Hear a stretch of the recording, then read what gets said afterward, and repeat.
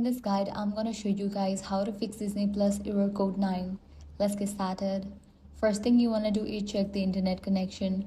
Make sure you have stable internet connection. You can also switch between Wi-Fi and cellular data. Next up, first close the Disney Plus app and relaunch it.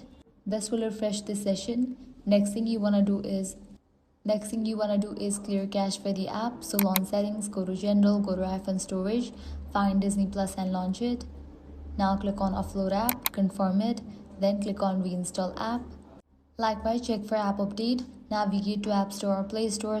Search for the app Disney Plus. Once app appears, if you see the option of update, click on it and update the app to its latest version. You should also log out of your Disney Plus account and log back in to refresh your credentials. If the issue continues, restart your device and try again. In some cases, error code 9 can also happen due to server issues, so check your Disney Plus server status online to confirm. And that's it. If this guide was helpful, do not forget to like, share and subscribe.